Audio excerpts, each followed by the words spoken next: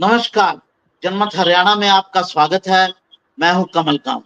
साथियों, हरियाणा के चुनावों की चर्चा हो रही है, जैसा कि आप जानते हैं। और चुनाव जो है अब अपने बिल्कुल अंतिम दौर में आ गया है। कल चुनाव प्रचार का आखिरी दिन है। 5 बजे कल चुनाव प्रचार समाप्त हो जाएगा। इस दौरान राहुल गांधी जो हैं वो अपना प्रचार कर रहे हैं घूमकर, यात्राओं के द्वारा। और रैलीज जो है उन पर उन्होंने रोक लगा दी है या उनको उन्होंने बंद कर दिया है। पूरे हरियाणा में अब एक मोटे तौर पर स्थिति बन रही है। हमारे साथ थोड़ी देर में विनोद जी जुड़ेंगे। आप 2-4 मिनट ही वो और लेंगे। वो किसी जगह पर फंस गए हैं, किसी वजह से टेक्निकल इश्यू हो गया है, तो वो आते ही होंगे। तब तक हम प्रेम जी से चर्चा कर लेते हैं। प्रेम जी, हरियाणा के मोटे तौर पर हरियाणा को 4 हिस्सों में बांटा जा सकता है राजनीतिक दृष्टि से देखें तो। एक है नॉर्थ हरियाणा, एक है मिडल हरियाणा, एक है साउथ हरियाणा अहिरवाल का इलाका, और एक है फरीदाबाद का इलाका। इन सब का जो पॉलिटिकल नेचर है वो सामान्य स्थितियों में अलग अलग रहता है। अलग अलग जो है वो रिजल्ट आते हैं। जैसा कि पिछली 2 बार देखा गया, 2014 में और 2019 में, कि नॉर्थ हरियाणा में बीजेपी को थोड़ी ज्यादा सीटें मिली और मध्य हरियाणा में कांग्रेस का दबदबा था। तो ये चुनाव अब आखिरी दौर में है। तो आप जरा एक बार विश्लेषण कीजिए कि आज जो है वो स्थिति ये क्षेत्रों के हिसाब से किस तरफ खड़ी है, या सब जगह एक जैसा माहौल है? आपका क्या कहना है? देखिए कमल जी, हरियाणा की भौगोलिक दृष्टि को अगर आप राजनीति से जोड़ के देखेंगे तो हरियाणा को अलग अलग एक पूरी बेल्ट को जीटी बेल्ट बोलते हैं, जीटी रोड बेल्ट, जो लगातार कालका से लेके और समालका तक की बेल्ट है। उसमें मुख्यतः 3 संसदीय क्षेत्र है, अम्बाला, कुरुक्षेत्र और करनाल। और उसके बाद आप बागड़ जिसको कहते हैं, उसमें जींद का कुछ इलाका और हिसार का कुछ इलाका आता है। उसके बाद बागड़ी बेल्ट है, उसमें सिरसा, फतेहाबाद और हिसार का कुछ ऊपर का हिस्सा जो भट्टूकला साइड है, उसे बागड़ी बेल्ट कहा जाता है। रोहतक, सोनीपत, झज्जर, इनको देशवाड़ी बेल्ट कहा जाता है। और अहिरवाड़ जो है, अहिरवाड़ आपका मुख्यतः 3 जिले हैं, महेंद्रगढ़, रेवाड़ी और गुड़गांव। और उसके बाद मेवात आता है। मेवात में आप मेवात की मात्र 5 सीटें आया हैं, नहीं उनमें से स्क्रीन पे। एक गुड़गांव अब में आ गया। कवर हो जाती है। और 3 ये सीटें कहीं ना कहीं 9 जिले में, और एक सीट पलवल जिले में आती है। और फरीदाबाद जो कॉन्स्टिट्यूंसी है, उसमें फरीदाबाद की 6 के साथ 3 सीटें पलवल जिला की आती है। तो ये तो भौगोलिक आपका कहीं ना कहीं अगर आप बंटवारा करके देखते हैं तो परंपरागत रूप से ये एक बार मानते हम चलते विनोद थे। जी का भी जी परिचय परिचय की तो जरूरत नहीं है। विनोद जी भी जुड़ गए हैं हमारे साथ। आपका बहुत बहुत स्वागत है विनोद जी। अ, अभी हम ये चर्चा शुरू कर रहे थे आपके आने से पहले कि हरियाणा के जो डिफरेंट डिफरेंट इलाके हैं भौगोलिक दृष्टि से और राजनीतिक दृष्टि से, वहाँ मोटे तौर पर आज आखिरी दिन है लगभग। कल 5 बजे चुनाव प्रचार समाप्त हो जाएगा। पैन अल्टीमेट डे है। तो कहाँ पर कैसी कैसी स्थिति है, एक ओवरव्यू ले रहे थे प्रेम जी से, और फिर उसके बाद आपके पास आते हैं। तो प्रेम जी कंटिन्यू कीजिए। मैं यही बता रहा था आपको कि ये 5-6 भाग जैसे हमने बता दिए। बागड़ी बेल्ट की दशा अलग रहती है, देशवाड़ी बेल्ट में अलग होता है। जीटी रोड का नेचर हमेशा अलग रहा है। और अगर आप देखते हैं मेवात चल के, तो वो बिल्कुल अलग एक पैटर्न रहता है वोटिंग के समय।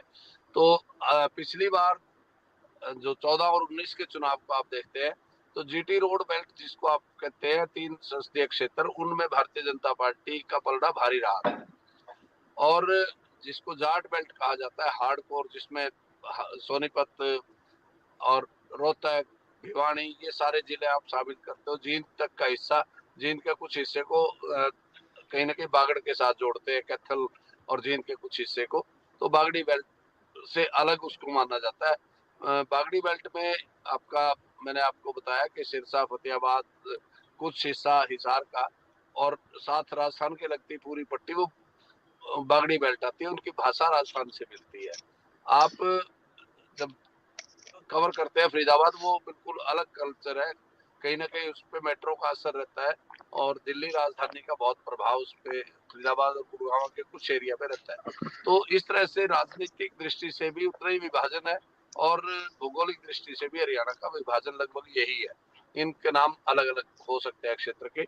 और आज जब आप 2024 के चुनाव की पूर्व संध्या पे समझ लीजिए, क्योंकि कल चुनाव प्रचार बंद हो जाएगा, जब आंकलन कर रहे हैं तो जीटी रोड बेल्ट पे जहां भारतीय जनता पार्टी का गढ़ जिसे कहा जाता था, मैं गढ़ की भाषा इसलिए नहीं बोलता कभी भी क्योंकि गढ़ कभी नहीं होते किसी के भी और स्थायी नहीं होते।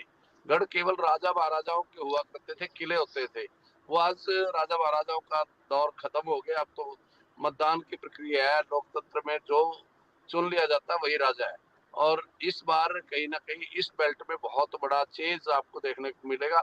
उसी तरह से जाट बेल्ट जिसको कहा जाता है, हार्डकोर जाट बेल्ट में इस बार सोनीपत, रोहतक, भिवानी, उनका बदलाव भी आपको देखने को मिलेगा।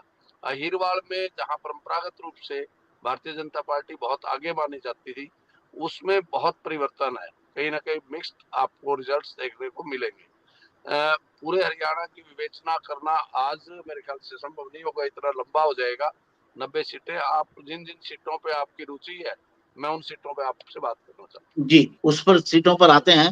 विनोद जी, एक ओवरव्यू पहले लेना चाहेंगे या हमारा दूसरा विषय आज का है कि हम जेजेपी जिन सीटों पर जीती थी वो सीटें कहाँ जा रही हैं, उन पर भी चर्चा हमको करनी है। तो किस मुद्दे को पहले आप लेना चाहेंगे, ओवरव्यू या जेजेपी की सीटों को? देखिए, बड़े सीधे सीधे बात करनी चाहिए क्योंकि अब बिल्कुल 2 दिन बाकी रह गए हैं। तो चुनाव अपनी चरम सीमा पे पहुंच चुका है। 3 चीजें इंपॉर्टेंट हैं जो डिस्कस करनी चाहिए। एक तो पिछले चुनाव में और इस चुनाव में अंतर क्या है। पिछले चुनाव में 19 सीटें छोटी पार्टियां और निर्दलीय मिला के गई थी, जिसमें से 10 जेजेपी की थी और एक हलोपा थी, एक इंडियन नेशनल लोकदल थे और 7 इंडिपेंडेंट थे। इस बार क्या होने जा रहा है, इस बार होने ये जा रहा है कि 19 सीटें छोटी पार्टियों की रिपीट नहीं होने जा रही। ये बड़ी इंपॉर्टेंट बात है कि छोटी पार्टियों का साइज कट हो रहा है और ज्यादा से ज्यादा 9 सीटें छोटी पार्टियों की और इंडिपेंडेंट की, एक आध सीट का फर्क हो सकता है। मोटे तौर पर 10 सीटें वापिस आके 2 बड़ी पार्टियों में बंटने जा रही हैं। या तो वो बीजेपी को जाएंगी या वो कांग्रेस को जाएंगी। ये हम सीट वाइज डिस्कस कर देंगे। तो यानी जो बड़ी पार्टियों का हिस्सा हो गया वो 71 से बढ़ के 80 हो गया। एक तो 9 सीटें ये चुनाव बदला है। दूसरा, आज का दिन इसलिए इंपॉर्टेंट है कि आज जिन लोगों ने भी जिसकी गोभी खोदनी है, कोई कांग्रेस की खोदना चाहता है वो आज फैसला कर देगा, कोई बीजेपी की खोदना चाहता है वो आज फैसला कर देगा। लेकिन इसमें एक हमारे पास जो बड़ी इंपॉर्टेंट फीडबैक आया है वो ये आया है कि बीजेपी की कोशिश ये है कि कोई भी जीत जाए, कांग्रेस का सिंबल नहीं जीतना चाहिए। तो वो ऐसे स्कोप एरिया में खेलेंगे जहां पे उनको लगता हो कि हम इंडिपेंडेंट को जितवा लें। उसमें पॉसिबिलिटी है, महम की पॉसिबिलिटी है कि बीजेपी हो सकता है बलराज कुंडू को, क्योंकि उनको बीजेपी को ये पता है ये कैंडिडेट हमारा नहीं जीत रहा, तो बीजेपी वहां कर सकती है। सिरसा में उन्होंने गोपाल कांडा को कर ही रखा है। इनेलो को भी उनका हिसार तो कर ही सकती है, वो तो क्लियर है, मतलब क्लियर ही है, उसमें तो कोई दो राय ही नहीं। बड़ौदा में कर सकती है, गन्नौर में शायद नहीं करेगी, बड़ौदा में कर सकती है। और भी ऐसे 2 3 4 एरिया निकलेंगे। तो ये खेल का आज बड़ा दिन है। दूसरा, आपने पूछा कि ओवरव्यू क्या है, मैं उसको बड़े कम शब्दों में रिपीट करूंगा। सिरसा पार्लियामेंट में हम डे 1 से कह रहे हैं कि बीजेपी के मुकाबले में कांग्रेस भारी नहीं, काफी भारी है और वो स्टिल स्टैंड करता है। केवल और केवल बीजेपी अगर थोड़ी उसमें आई है सिरसा पार्लियामेंट में, तो नरवाना में वो जीत भी सकती है और हार भी सकती है, लेकिन वहां कांग्रेस से ऊपर है बीजेपी, इनेलो के साथ मुकाबला है। तो ये सिरसा पार्लियामेंट हो गया। आपका कुरुक्षेत्र पार्लियामेंट में कायदे से आज भी कांग्रेस डोमिनेट करती है, लेकिन मैं जो 4 दिन पहले कुरुक्षेत्र को ये मानता था कि कांग्रेस वहां 6-7 भी ले सकती है, स्वीप कर सकती है, वो स्थिति अब नहीं है। इसको प्रेम जी भी बता देंगे। 3-4 सीटों पे खेल बहुत टाइट हो गया है, पुंडरी टाइट हो गया है, चाहे तो इंडिपेंडेंट जाएगा चाहे बीजेपी जाएगा, कांग्रेस थोड़ी वहां ढीली पड़ गई है। और लाडवा पहले से ही है, और कलायत में भी इंडिपेंडेंट के चांसेस बढ़ रहे हैं, तो थोड़ा कुरुक्षेत्र में चेंज है। और सबसे बड़ा चेंज जो है वो रोहतक में आ रहा है। रोहतक में कांग्रेस को कोई चैलेंज नहीं था, लेकिन अब उसे 4 सीटों पे चैलेंज मिल रहा है। महम में चैलेंज मिल रहा है इंडिपेंडेंट से, रोहतक में चैलेंज मिल रहा है बीजेपी से, बादली में चैलेंज मिल रहा है ओम प्रकाश धनखड़ से, और बहादुरगढ़ में चैलेंज मिल रहा है इंडिपेंडेंट से। और कोसली भी पहले जो हम ये मानते थे कि इस बार हवा में निकलेगी कांग्रेस की, लेकिन वहां भी चैलेंज मिल रहा है। तो ये हल्का सा चेंज है, इससे सीटों का पैरामीटर थोड़ा चेंज होता है, बहुत बड़ा चेंज नहीं है। ऐसा नहीं है कि ऐसे की ऐसे हो गया, थोड़ा चेंज जरूर होता है, 2 सीटों का फर्क पड़ रहा है। दो का मान लीजिए। इसके बाद अंबाला पार्लियामेंट में भी कांग्रेस का परफॉर्मेंस बीजेपी के मुकाबले में अच्छा रहने की संभावना है। लेकिन वापस मैं करनाल पे आऊंगा, तो करनाल में बीजेपी का परफॉर्मेंस बहुत आगे रहेगा कांग्रेस से। और भिवानी पार्लियामेंट में भी, जिसमें 4 सीटें अहिरवाल की आ रही हैं, अहिरवाल में बेशक कांग्रेस बहुत क्लोज पहुंची है और कांग्रेस का वोट मल्टीप्लाई हुआ है। जैसे अगर नांगल चौधरी की बात करें तो कांग्रेस को वहां, कांग्रेस की पोजीशन पिछली बार तीसरे नंबर पे थी, कोई 8-9%, 10% वोट मिला होगा। जेजेपी ने मुकाबला दिया था, और जेजेपी ने मुकाबला इसलिए दिया था कि जाट और गुर्जर कॉम्बिनेशन हो गया था। जेजेपी ने वहां अच्छा परफॉर्मेंस दिया था, नंबर 2 पे रही थी। लेकिन इस बार वो जो जेजेपी का वोटर है वो कांग्रेस को शिफ्ट हो गया है, इसलिए नांगल चौधरी भी काफी क्लोज फाइट में आ गई है। हालांकि बहुत लोग कहते हैं कि यहाँ बीजेपी का कैंडिडेट हारेगा, लेकिन मैं अपनी बात को फिर दोहरा रहा हूं कि जहां पे मूलधन ज्यादा होता है, ब्याज उसी को ज्यादा मिलता है। अहिरवाल में बीजेपी का मूलधन ज्यादा है, तो ब्याज के चांसेस भी उसी को ज्यादा मिलने के हैं। हाँ, कोई बहुत बड़ी घटना हो जाए, यानी कोई तीसरा उम्मीदवार आ जाए, जैसे बरवाला में संजना सातरोड आ गई, ऐसी कोई पोजीशन नांगल चौधरी में आ गई होती तो मैं स्ट्रेट अवे कह देता कि भी बीजेपी वहां ढीली हो गई, कांग्रेस ही निकलेगी। लेकिन अब कांग्रेस जरूर वहां निकलने के दावे कर रही है, पर बेस वोट जो है वो कांग्रेस का ज्यादा नहीं है। पिछली बार बेस वोट जेजेपी का था, वोट माइग्रेट हुआ है। तो माइग्रेशन में कई बार क्या होता है कि 100% माइग्रेशन नहीं होता, यानी कि जेजेपी को जो मिला था पूरा का पूरा कांग्रेस को चला जाएगा, ऐसा नहीं होता। कुछ ना कुछ दूसरी पार्टी को, जब 2 पाने फटते हैं तो 4 दाने इधर गिरते हैं, 6 दाने उधर भी गिरते हैं।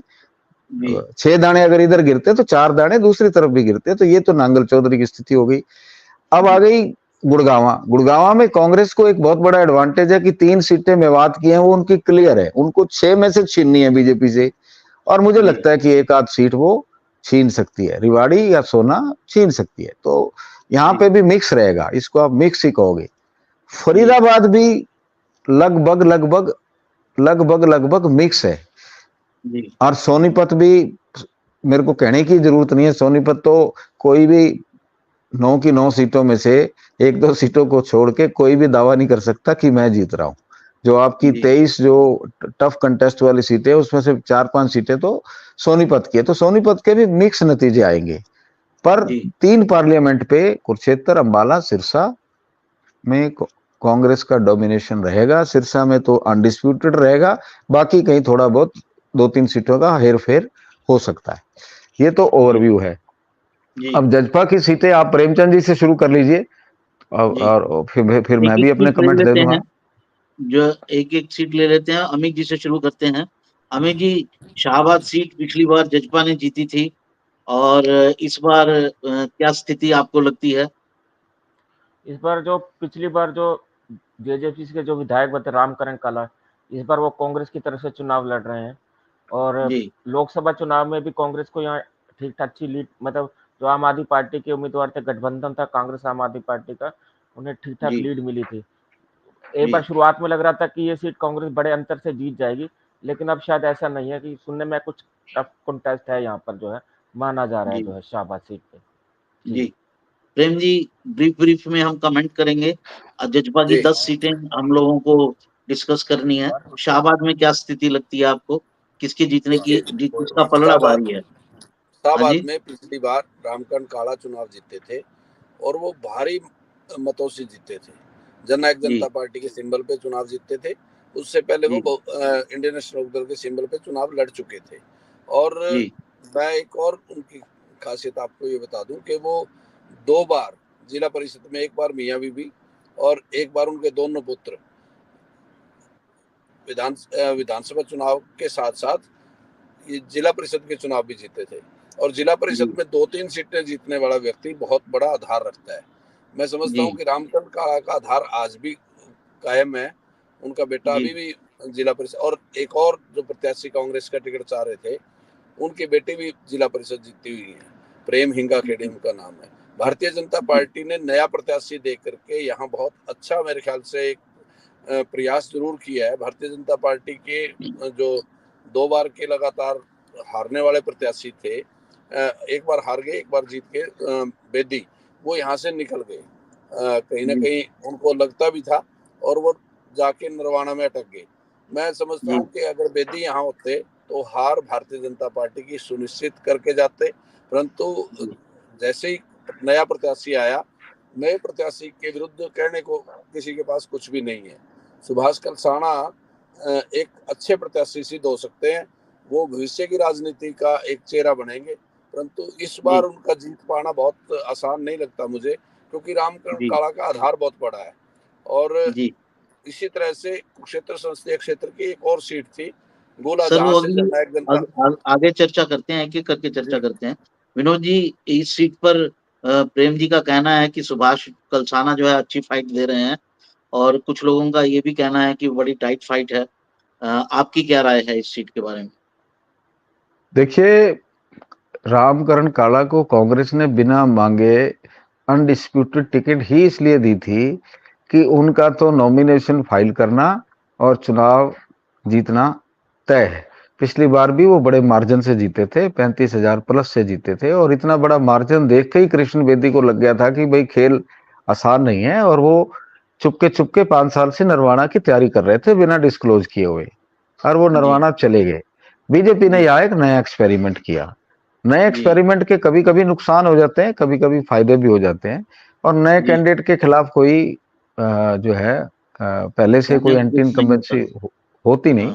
मैंने इस सीट को कभी भी बीजेपी के पक्ष में नहीं माना। जब से मैं लिस्ट बनाता हूं और देखता हूं कहाँ किसकी क्या पोजीशन है, मैंने एक बार भी इसको बीजेपी के खाने में रखा ही नहीं, क्योंकि ये लगता ही नहीं था।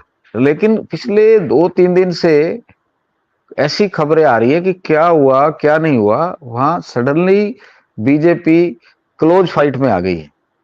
अब समय थोड़ा था, मैं गांवों में पता नहीं कर पाया, लेकिन मुझे इतना जरूर पता लगा है कि जो शहर है तो छोटा, 32-33 हजार वोट ही हैं। शाहबाद शहर जो है उसमें बीजेपी का कैंडिडेट कांग्रेस से लीड करेगा, इसमें कोई दो राय नहीं। लेकिन ये सीट 80-82% वोट जो है वो ग्रामीण है, और जिला परिषद का जो उनका घर का सिस्टम है रामकुमार काला का, वो गांव में ही होता है।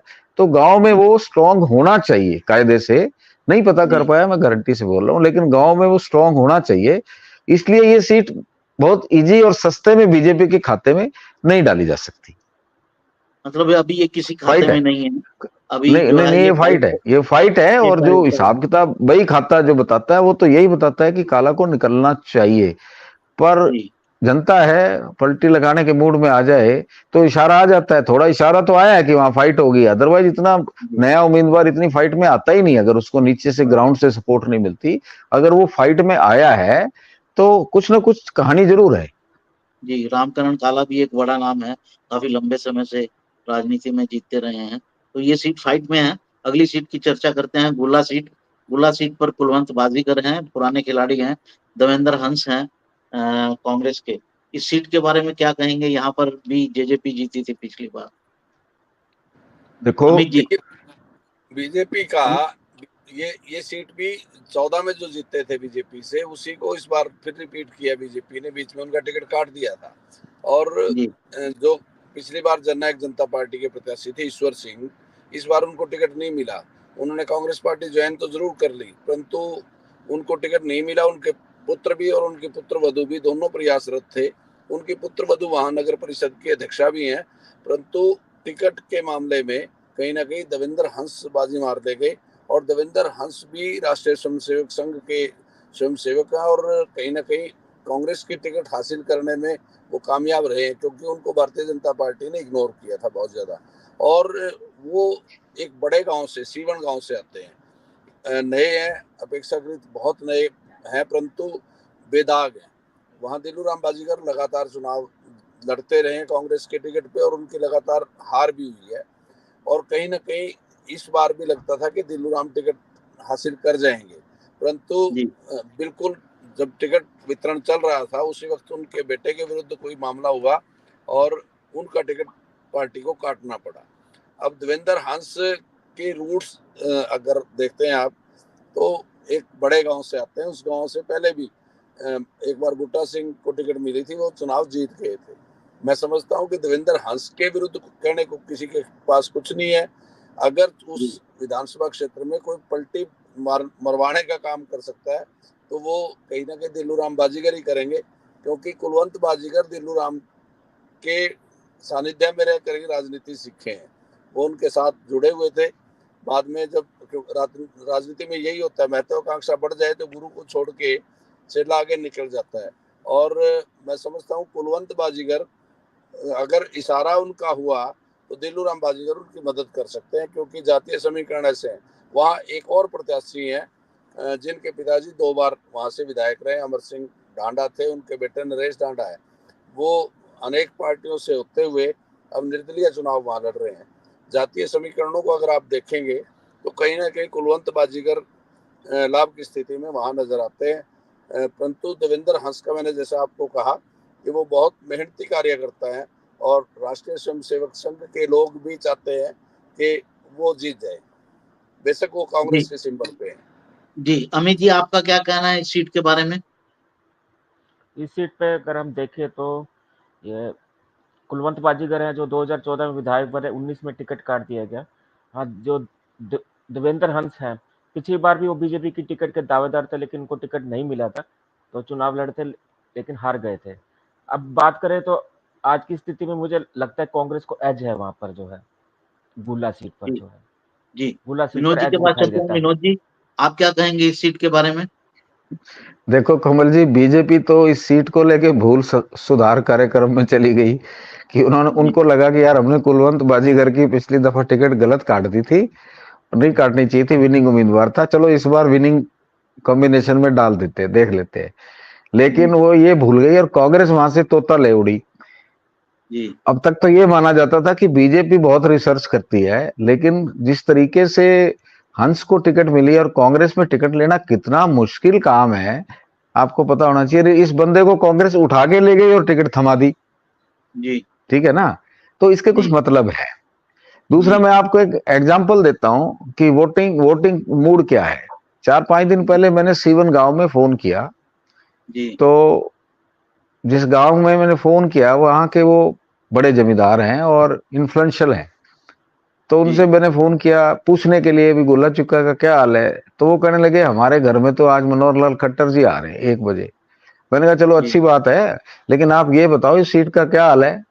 तो उनका प्रॉम्प्ट रिएक्शन था, ये कैंडिडेट तो हमारे गांव का है, अब आपके घर में तो मनोहर लाल खट्टर आ रहे हैं और कैंडिडेट आपके गांव का है, तो इससे इंडिकेशन आ जाता है कि गुल्ला में इस बार कांग्रेस ने जो फैसला लिया है, जिस कैंडिडेट को टिकट दिया है, वो उनका फैसला कामयाब होता दिख रहा है।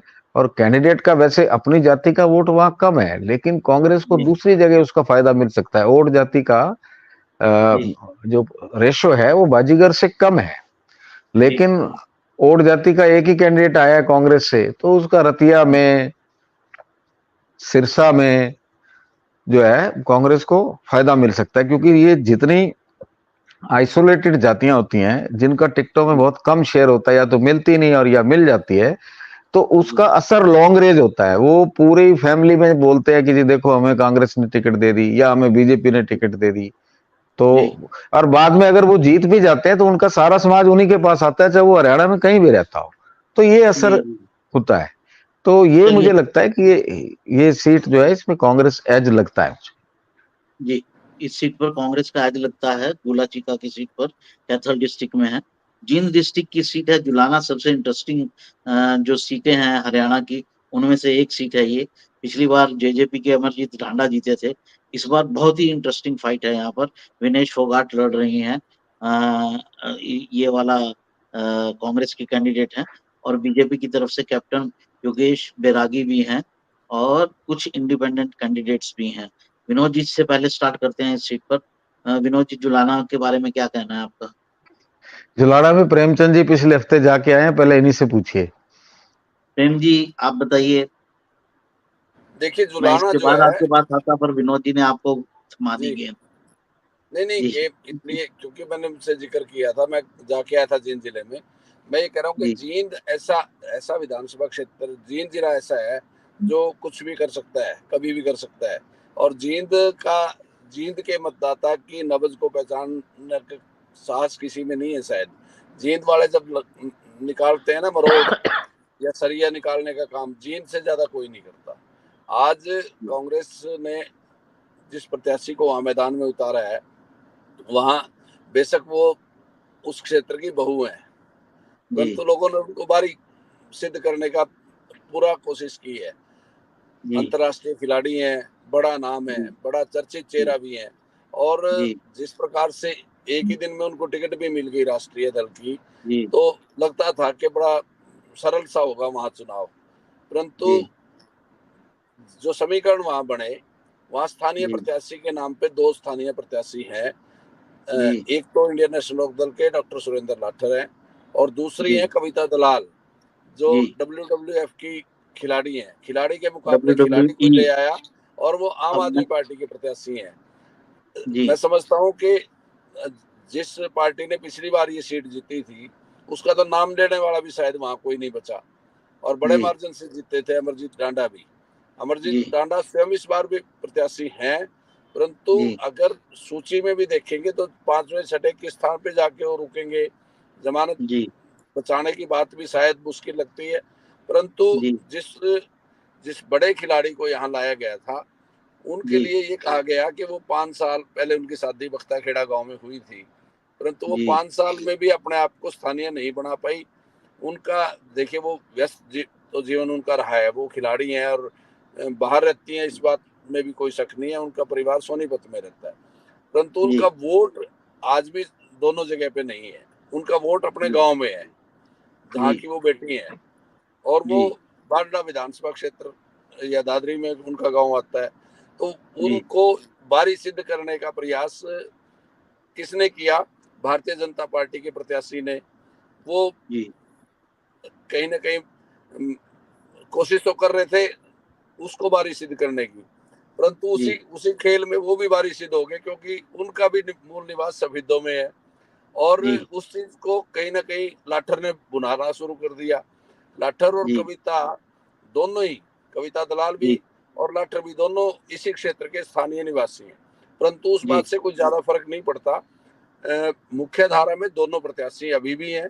भारतीय जनता पार्टी और कांग्रेस के प्रत्याशियों में सीधा सीधा मुकाबला अगर कहें, सुरेंद्र लाठर का मत हार जीत तय करेगा, इस बात को मैं निश्चित रूप से कह सकता हूं। अगर तो आपका कहना है कि आपने जो ग्राउंड स्थिति देखी, मुकाबला कांग्रेस और बीजेपी में ही है, लेकिन सुरेंद्र लाठर जो है INLD के, वो डिसाइड करेंगे कि इन दोनों में से कौन जीतेगा, क्योंकि उनको कितना वोट पड़ता है ये देखने वाली बात होगी। नहीं, उसमें जातीय समीकरणों की बात फिर से आती है। वो 3-4 प्रत्याशी एक ही जाति के हैं, जिसमें जननायक जनता पार्टी के जो निवर्तमान विधायक हैं वो भी उसमें शामिल हैं, और दूसरी तरफ जो समीकरण बना है भारतीय जनता पार्टी, एक बैरागी कैंडिडेट को वहां ढूंढ के लाई है, और बैरागी इससे पहले सफेदों में एक बार विधायक बने हैं। जैसा अभी विनोद जी बता रहे थे कि ऐसी जातियों को जब प्रतिनिधित्व मिलता है तो उसका मैसेज बड़ी दूर तक जाता है, और ये समीकरण कोई अपने आप से नहीं बने। ये आप नारनौंद, सफेदों और जुलाना सब जोड़ के देखेंगे तो वो उसका आपको समझ में आएगा क्योंकि भारतीय जनता पार्टी ने बहुत रिसर्च के बाद शायद उस प्रत्याशी को उतारा है, और वो बिल्कुल नए हैं, नौकरी छोड़ के आए अभी फाइट में है वो पायलट, जी हाँ कैप्टन थे वो जी। तो इस सीट के ऊपर प्रेम जी वहां पर ग्राउंड की स्थिति का जायजा लेके आए हैं। उनका कहना है कि इस सीट पर बीजेपी और कांग्रेस में फाइट है। दरअसल दर्शकों, मैं एक बात आपको बता दूं, बहुत सारी हरियाणा में ऐसी सीटें हैं जहां पर जाट समाज के बहुत सारे प्रतिनिधि खड़े हैं, बहुत सारे लोग खड़े हैं, और जाट समाज का जो वोट है वो बड़ी संख्या में होते हुए भी उनके बीच में बट रहा है, और जिसका लाभ जो है वो नॉन जाट समुदाय को हो रहा है। इस सीट पर भी कुछ ऐसा ही होते हुए दिख रहा है। विनोद जी, आपसे एक परमिशन लेते हुए आज का शो हम थोड़ा लंबा करना चाहेंगे, क्योंकि अभी 3 ही सीटें डिस्कस हुई हैं, 3 भी पूरी नहीं हुई हैं। जेजेपी की पूरी सीटें डिस्कस कर लेते हैं, 1 ही 2 दिन बचे हैं, तो जनता भी ऐसा देखना है, चाहेगी जी। देखो लोग तो सुनना चाहते हैं कट टू कट, जी तो आप इसको कट टू कट ले लो। जी ऑब्जर्वेशन सबको पता है, कट टू कट ले लो तो शो भी टाइम से खत्म हो जाएगा और मजा भी आएगा। जी, आप ही अब जुलाना का आप ही विश्लेषण कीजिए। देखो, मेरा विश्लेषण तो ये है कि जब विनेश फोगाट ने यहाँ नॉमिनेशन भरा था जी तो इनकी उनकी आवाज 50,000 वोट की थी, और जी वैसे भी कायदे से ये सीट अगर विनेश फोगाट नहीं आती, कोई जी और भी आता तो ये कांग्रेस के खाते में जाने वाली सीट थी। जी लेकिन यहाँ पे बीजेपी खेल कर गई। जी बीजेपी ऐसे खेल कर गई कि जो लाठर साहब है उनको बीजेपी ने आश्वस्त किया हुआ था कि आपको टिकट देंगे। 1 साल से वो लगे हुए थे, मेहनत कर रहे थे, लास्ट मिनट उनको जी टिकट नहीं मिली तो वो जी अभय सिंह के पास खुद ही अप्रोच किया उन्होंने और टिकट ले आए। हालांकि ढूल साहब भी गए थे अभय सिंह जी से टिकट लेने, वो भी लड़ना चाहते थे, तो जी ढूल को मना कर दिया अभय सिंह ने टिकट। पहली जगह हुआ जहां अभय सिंह ने स्ट्रेट अवे ढूल को, परमिंदर ढूल को मना करा कि भाई जी आप जितनी बार भी लड़े हो, इनेलो की टिकट पे आप जीतते हो और बाकियों की टिकट पे आप जीते कम और हारे ज्यादा हो। तो जी ये लाठर साहब को टिकट मिल गई। लाठर साहब को टिकट मिलने की वजह से ये चुनाव जी बन गया, मुकाबला हो गया, जी और जी इसका कोई ज्यादा चर्चा करने की जरूरत ही नहीं है। जो कैंडिडेट 50,000 से नीचे उतर के 10,000 पे आ गया, लोग बोलने लगे जी जीत तो जाएगा लेकिन 10,000 से जीतेगा। अब जी 50 से यार 80% गिरावट हो गई, तो मैं ये कैसे कह दूं भी 10,000 की गिरावट भी नहीं होगी। जी बस मैं इसके पक्ष में मैं सिर्फ एक ही लाइन इसलिए कहूंगा कि भाई ये सीट कायदे से कांग्रेस को जीतनी चाहिए थी, अगर विनेश नहीं होती कोई और भी होता तो। लेकिन वो कायदा जी टूट रहा है, तो टूटने की कोई, जब पहाड़ गिरता है तो कोई सीमा नहीं है ना, पूरा गिरेगा कि आधा गिरेगा, जी तो इसलिए गड़बड़ हो गई है इस सीट पे। जी जी। अगली सीट की चर्चा कर लेते हैं, अमित जी के पास चलते हैं। ये सीट भी बहुत इंटरेस्टिंग है। इस सीट पर भी 5-6 खिलाड़ी जो हैं वो मैदान में हैं, और कौन जीतेगा ये कहा नहीं जा सकता मेरी नजर में। बाकी हम अपने विशेषज्ञों से पूछेंगे। अमित जी, उचाना कलां की सीट है, जहां पर देवेंद्र अत्री हैं बीजेपी के, और कांग्रेस के विजेंद्र सिंह हैं, खुद दुष्यंत चौटाला यहाँ खड़े हैं, वीरेंद्र घोगड़िया हैं, जिनका नाम जीतने वालों की लिस्ट में डाला जा रहा है, विकास काला हैं, वो भी एक अच्छे खिलाड़ी हैं। क्या कहेंगे जी, अमित अगर जी? उचाना सीट की बात करें, जो पिछली बार दुष्यंत चौटाला जो 50,000 सुपर वोटों से जीते थे, इस बार वो काफी पिछड़ते हुए दिखाई दे रहे हैं। इस बार जो मुख्य मुकाबला उचाना सीट पर है वो बीजेपी, कांग्रेस और निर्दलीय जो देवेंद्र घोगड़िया उन्हीं के बीच दिखाई दे रहा है। जी अगर दुष्यंत ठीक ठाक वोट ले जाते हैं तो ब्रिजेंद्र सिंह जो है वो हार सकते हैं। अगर दुष्यंत बिल्कुल ही डाउन हो गए तो जी। उस हिसाब से कांग्रेस ब्रिजेंद्र निकल जाएंगे वहां। बात दुष्यंत के वोट की नहीं है ना, वीरेंद्र घोगड़िया की भी है और विकास काला की भी उपेंद्र है। प्रेम जी, घोगड़िया आप क्या भी। कहेंगे? प्रेम जी, आप क्या कहेंगे इस सीट के बारे में, जिन पर देखिए, हम आपको अधिक समय देंगे? मुकाबला दो ही लोगों में है। मुकाबला दो ही जी लोगों में है, कांग्रेस और भारतीय जनता पार्टी के प्रत्याशी में, और बहुत नजदीकी मुकाबला आप देखने को मिलेगा। और जी जिन महोदय ने ये चुनाव पिछली बार चुनाव जीते थे, वो चौथे 5वें नंबर पे खिसक चुके हैं। उसके वोट की बात करना भी बेमानी होगी। मैं समझता हूँ कि बिल्कुल। जननायक जनता पार्टी ने अगर खोया कहीं, तो सबसे ज्यादा उचाना में खोया है। किसान जी आंदोलन का असर अगर आपको कहीं दिखेगा तो उचाना की सीट पे दिखेगा। और जी कहीं ना कहीं किसान आंदोलन का समर्थन जिन लोगों ने किया था, वो लोग जी भी कहीं ना कहीं, चाहे वो वीरेंद्र घोगड़िया के रूप में या विकास काला के रूप, किसी के भी, 3-4 लोग और भी मैदान में है, परंतु मुख्य मुकाबले में देवेंद्र अत्री और ब्रजेंद्र सिंह ही है। ब्रजेंद्र सिंह है। जी जी विनोद जी, आपकी टिप्पणी इस सीट के ऊपर, वीआईपी सीट है। वीआईपी सीट पे गोभी खोदने का काम आज कल और परसों में होगा। या तो लोग घोगड़िया की गोभी खोद देंगे और ये सीट रह जाएगी भाजपा और वीरेंद्र सिंह के बीच में, और अगर गोगड़िया की गोभी नहीं खुदी तो फिर ये सीट रह जाएगी भाजपा और वीरेंद्र गोगड़िया के बीच में, फिर वीरेंद्र सिंह के बेटे निपट जाएंगे, ब्रजेंद्र सिंह निपट जाएंगे। ये होगा, अभी इसमें समय है 2 दिन का। लोग क्या करते हैं, एक तरफ करेंगे। जी जी बिल्कुल। अगली सीट की चर्चा कर लेते हैं। नरवाना की सीटें हैं। नरवाना की सीट है, यहाँ पर जो शाहबाद से बीजेपी के उखड़े हुए कैंडिडेट हैं, या कहा जाए जिन्होंने अपनी सीट बदली, वो मैदान में है।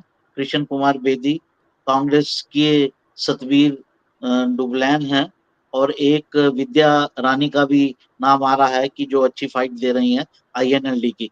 प्रेम जी, जिन की सीटों पर तो आपका कमेंट ज्यादा जरूरी है। विद्या रानी चुनाव जीत रही है, इतना कह सकता हूँ। जी, एक ही उन्होंने कह दिया कि विद्या मुकाबला ही रानी नहीं है, दूसरे तीसरे के लिए मुकाबला हो सकता है किसी का, दूसरे तीसरे के लिए। विनोद जी, आपकी टिप्पणी। प्रेम जी ने तो अपना वर्डिक्ट दे दिया। नहीं, इनका वर्डिक्ट ठीक है, क्योंकि बहुत से गांव में वो लीड कर रही, लेकिन उनके साथ ये भी चर्चा करना जरूरी है कि नंबर 2 पे कौन है। तो गांव में नंबर 2 पे कृष्ण बेदी चल रहा है, और इस सीट का डिसीजन हार जीत का बीजेपी और इनेलो के बीच में नरवाना शहर करेगा। अगर नरवाना शहर का रेशो ज्यादा कृष्ण बेदी के पक्ष में गया तो वो गांव के मार्जिन को कवर करके निकाल भी सकते हैं। दोनों में है सीट, इनेलो और बीजेपी। जी अमित जी, आपकी राय? जी मेरा भी यही मानना है कि हाँ, जो है इनेलो जो उम्मीदवार है वो फिलहाल उनको एज है जो है यहाँ पे, विद्या रानी जरूरता को यहाँ पे। जी, तो कुल जमा हमारे जो एक्सपर्ट्स हैं उनकी राय है कि विद्या रानी यहाँ बहुत स्ट्रॉन्ग सीट फुटिंग पर है, लेकिन जो फाइट है वो विद्या रानी और कृष्ण कुमार बेदी के बीच में है। बीजेपी के कैंडिडेट हैं, फाइट में कहीं भी सीट निकल सकती है।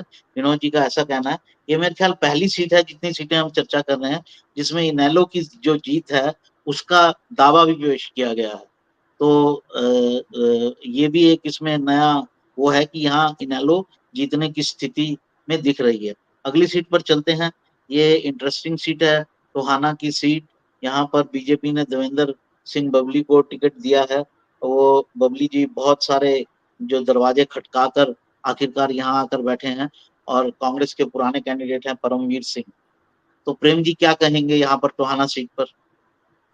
देखिए, भारतीय जनता पार्टी से तो चूक ही ये हुई है कि उन्होंने देवेंद्र बबली को टिकट दे दी। एक तो एंटी इनकम्बेंसी सरकार के खिलाफ थी, दूसरी एंटी इनकम्बेंसी जो सरपंचों की ओर से वो देवेंद्र सिंह बबली के खिलाफ ही थी।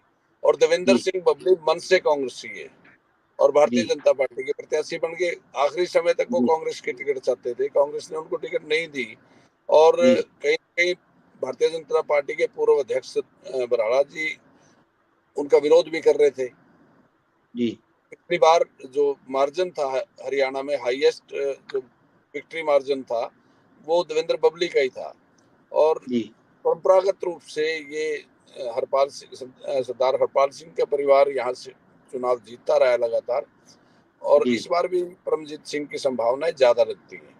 फतेहाबाद जिले की लगभग सारी सीटों पे स्थिति एक जैसी है, और कहीं ना कहीं कांग्रेस मजबूत नजर आती है। जी अमित जी, आप क्या कहेंगे? जी कांग्रेस मजबूत है इस सीट पर जो है, टोहाना सीट पर। विनोद जी, आपकी टिप्पणी? देखो, ये सिरसा पार्लियामेंट है, कई बार जिक्र कर चुके। टोहाना सिरसा पार्लियामेंट के अंदर आती है, और सिरसा पार्लियामेंट में जो है प्रो कांग्रेस मूड है, और दूसरा बीजेपी ने वहां अपने आप को डिफेंड ही नहीं किया, उन्होंने इनेलो को आगे कर दिया। इसलिए भी बीजेपी के कैंडिडेट का जो वोट अपना डिप्रेशन है वो ज्यादा रहेंगे, तो ये प्रो कांग्रेस लगती है सीट। जी, तो तीनों ही विशेषज्ञों की राय है कि इस सीट पर जो है देवेंद्र बबली थोड़ा पीछे चल रहे हैं। कांग्रेस के लिए ये सीट क्लियर लग रही है।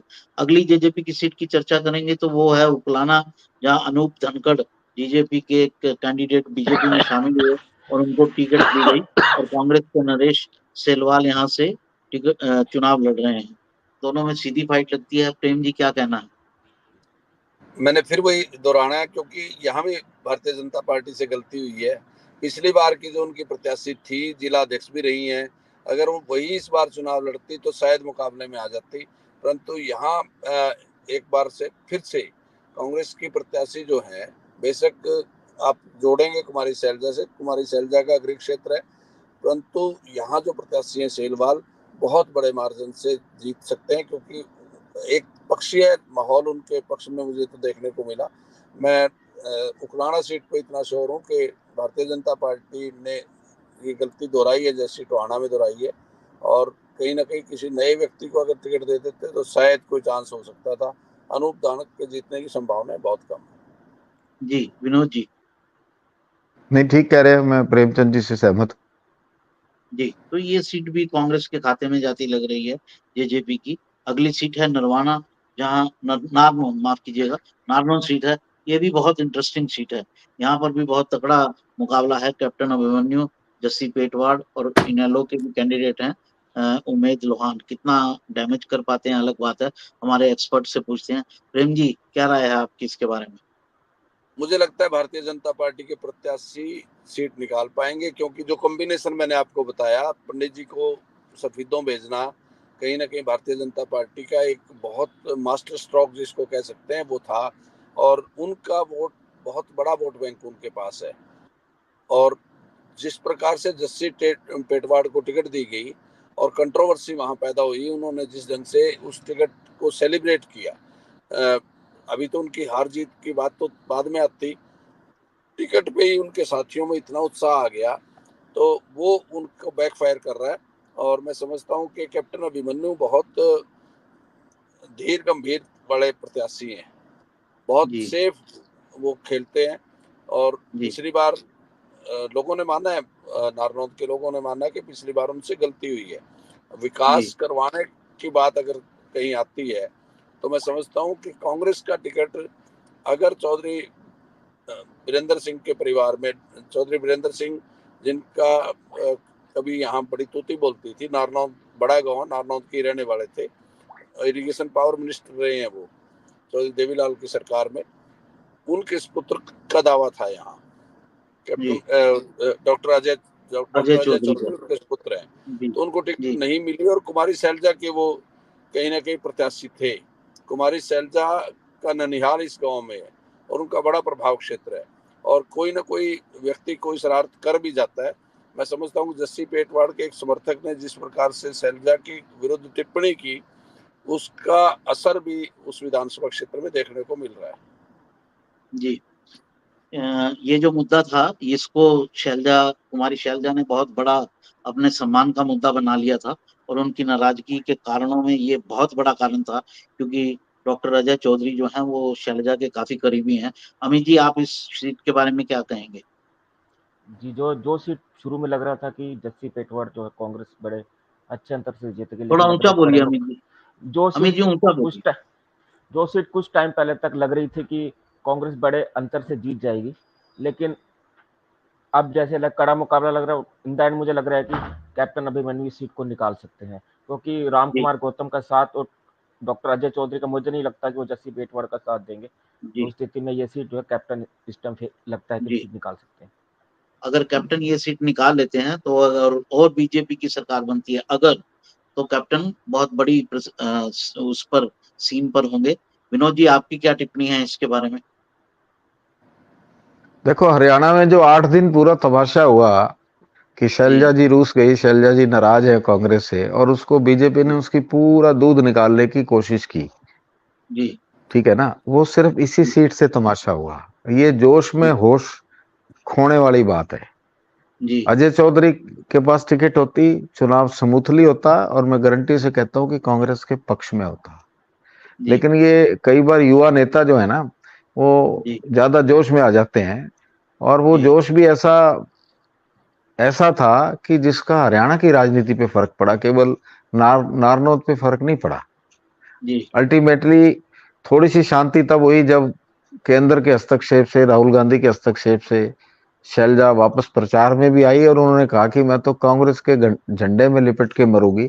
तो थोड़ा एक विश्वास उनके वोटरों को बना कि चलो आज नहीं तो कल बहन जी की कोई ना कोई वजूद कांग्रेस में ठीक ही रहेगा। तो ठंडा हुआ मामला।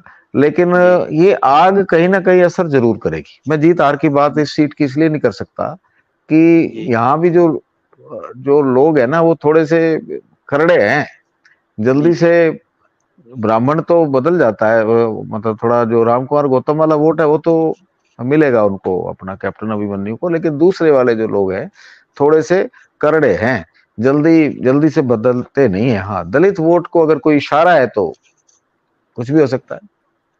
जी, विनोद जी ये इशारा कर रहे हैं कि अगर बहन जी की तरफ से जो चरमकार वोट है वो अगर मैंने बहन जी का नाम नहीं लिया कमल जी, मैंने कहा है कोई इशारा किधर भी हो सकता है। जी ठीक है, अगली सीट की बात कर लेते हैं, बरवाला सीट पर चलते हैं। बरवाला पर भी मुकाबला बहुत जबरदस्त है और यहाँ पर जो कांग्रेस बीजेपी के ओबीसी नेता हैं वो भिड़े हुए हैं और बीच में आईएनएलडी की एक नेता, बड़ी नेता जो पर्सनल लेवल पर काम कर रही थी, जिन्होंने इंडिपेंडेंट के रूप में अपना चुनाव लड़ने की तैयारी की थी, उनको आईएनएलडी ने उनका दामन थाम लिया, उन्होंने थाम लिया आईएनएलडी का। संजना सतरोड, ये तीन तरफा यहाँ पर फाइट हो गई है और बड़ी टाइट फाइट है। प्रेम जी आपकी टिप्पणी। देखिए, मुझे तो ये लगता है कि यहाँ मुकाबला भारतीय जनता पार्टी और इंडियन नेशनल लोकदल के बीच में। कांग्रेस क्योंकि यहाँ टिकट के मामले में बहुत वहाँ भी दांवपेच थे, बहुत सारे लोग वहाँ टिकट के दावेदार थे कांग्रेस पार्टी में भी। और टिकट जिस प्रकार से आई, मैं समझता हूँ कि दोनों ही एक समाज से हैं। भारतीय जनता पार्टी और कांग्रेस के प्रत्याशी दोनों एक ही समाज से आते हैं, पिछड़ी श्रेणी के हैं। और पिछड़ी श्रेणी का मतदाता कहीं ना कहीं, आप बार बार जिक्र करते हो इस बात का, कि भारतीय जनता पार्टी के पक्ष में ज्यादा दिखाई देता है। और संजना सातरोड जिस वोट बैंक पे आस लगा के बैठी हैं, उसी के कारण पिछली बार जोगीराम सिंह यहाँ चुनाव जीते थे। वही समीकरण मुझे नजर आते हैं, परंतु भारतीय जनता पार्टी के प्रत्याशी को कमजोर नहीं माना जा सकता। वो लगातार गंगवा जो है पिछली बार नलवा से चुनाव जीते थे, राज्यसभा के सदस्य भी वो रहे हैं और प्रभावी नेता हैं। कांग्रेस के नेता को जरूर इस बार भीतरघात का कहीं ना कहीं शिकार होना पड़ा है।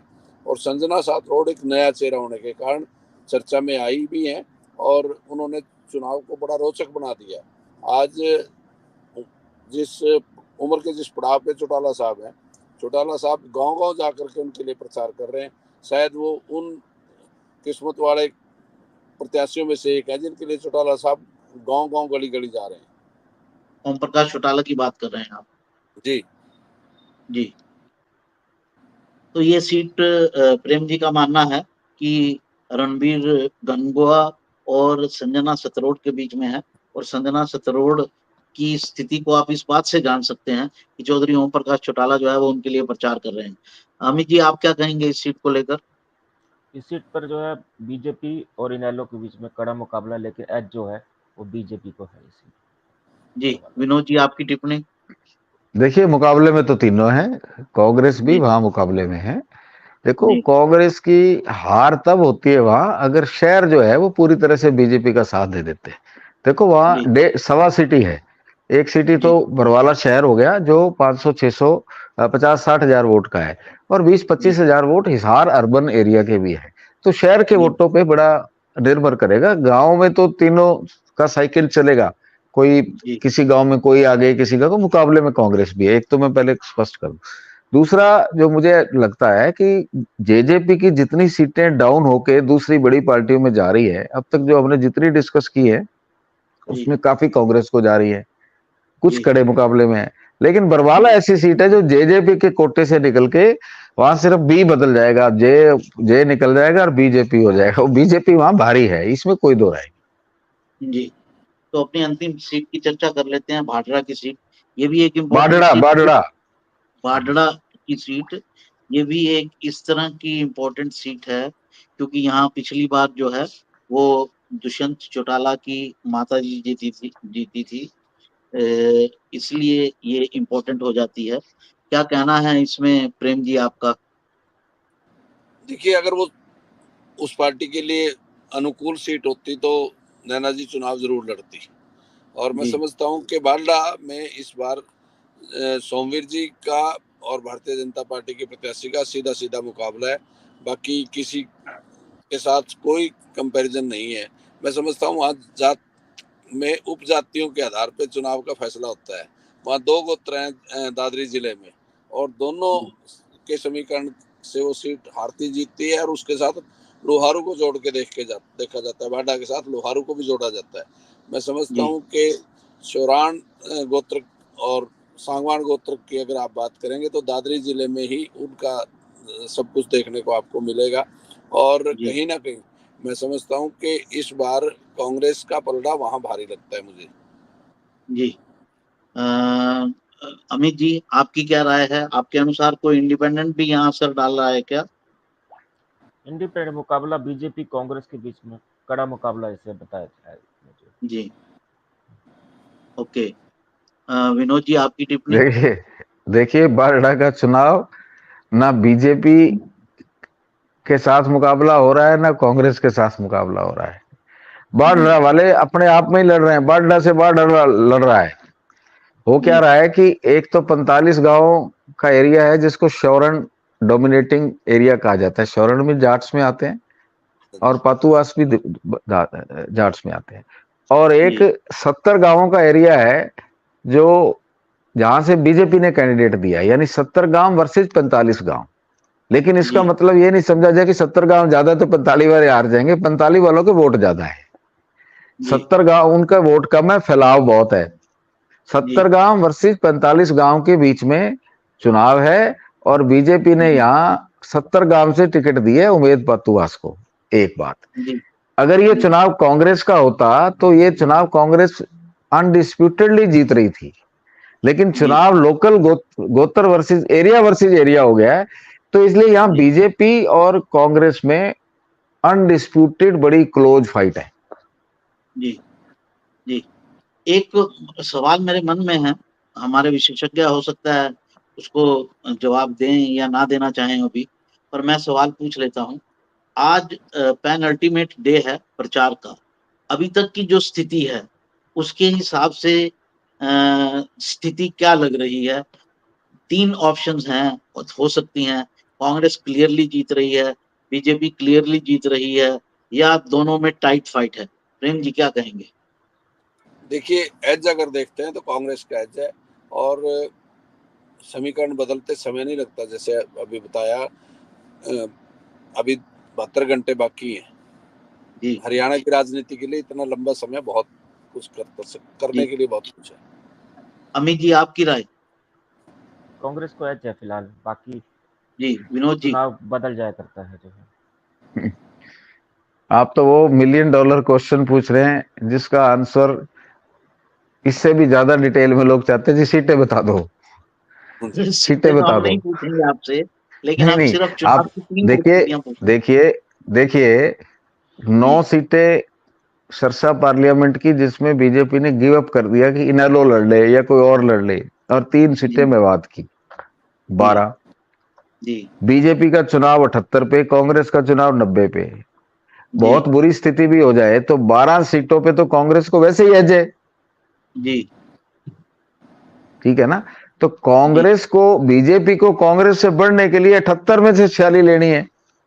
जी, पर सर ये तो और स्थिति कांग्रेस, बनी ना 2014 और नहीं 2019। सुनिए, नहीं, और कांग्रेस को 90 में से 46 लेनी है।